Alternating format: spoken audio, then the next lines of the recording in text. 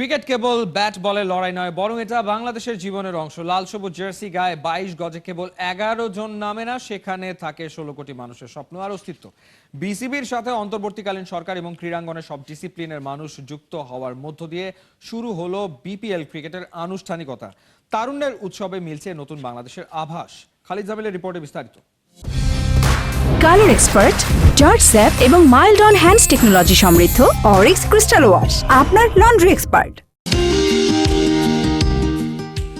এসেছে নয়া জামানার ডাক।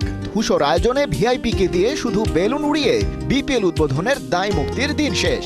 বরং বাংলাদেশের সবচেয়ে জনপ্রিয় টুর্নামেন্টকে ঘিরে এবারে আসছে একের পর এক সারপ্রাইজ, যার প্রথম চমক দেখা গেল ঢাকার 5 তারকা হোটেলে।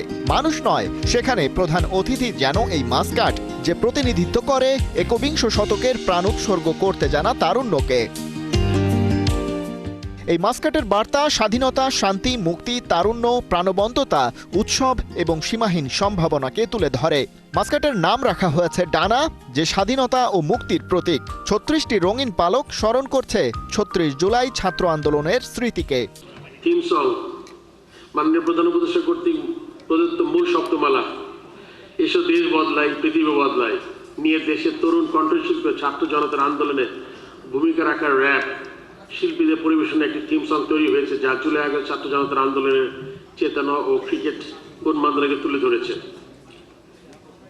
বিনামূল্যে পানি, শহীদ মুগ্ধ কর্নার। জুলাই আগস্টের ছাত্র জনতার গণ আন্দোলনের অন্যতম শহীদ মুগ্ধ, যে কিনা আন্দোলন চলাকালীন আন্দোলনদের পানি বিতরণ করতে করতে গুলিতে শহীদ হন।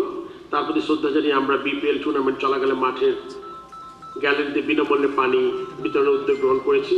দেশের রাজনৈতিক পট পরিবর্তনের পর এবারের বিপিএল মাঠে গড়ানো নিয়েই সন্দেহ দেখা দেয়। তবে সেই শঙ্কাকে স্বস্তিতে পরিণত করতে চায় বিসিবি এবং অন্তর্বর্তীকালীন সরকার। দুই পক্ষ মিলেই বাড়াতে চায় জনসম্পৃক্ততা। নতুন বাংলাদেশ গড়ার লক্ষ্যে এই তারুণ্যের উৎসব, যার মূল আইডিয়া প্রধান উপদেষ্টা ডক্টর মোহাম্মদ ইউনুসের হলেও বিসিবির সাথে সরাসরি জড়িত থাকছে 7টি মন্ত্রণালয়। আমরা সুখে দুঃখে আনন্দে বেদনায় সর্বদাই জুলাই গণঅভ্যুত্থানের শহীদদের স্মরণ করতে চাই এবং তাদের এই ত্যাগের স্পৃহা বাস্তবায়নে কাজ করে যেতে চাই। খেলাধুলা আমাদেরকে ঐক্যবদ্ধ করে, বিশেষ করে ক্রিকেট আমাদেরকে ঐক্যবদ্ধ করে। ভিন্ন ক্ষেত্রে যত মতভেদই থাকুক না কেন, খেলার ক্ষেত্রে আমরা ঐক্যবদ্ধ হয়ে যাই। জমকালো এই আয়োজনে হাজির ছিলেন জাতীয় নারী ও পুরুষ ক্রিকেট দলের সদস্যরা। তবে এই দিনে পুরো ক্রীড়াঙ্গনই যেন এক হয়ে গেল।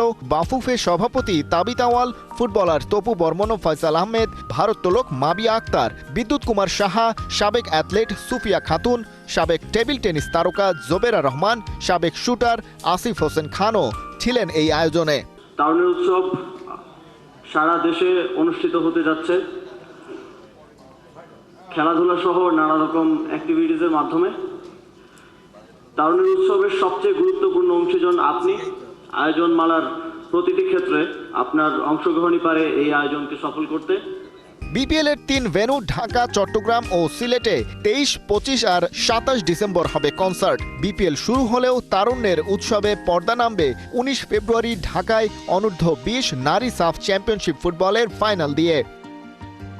খালিদ জামিল, 71।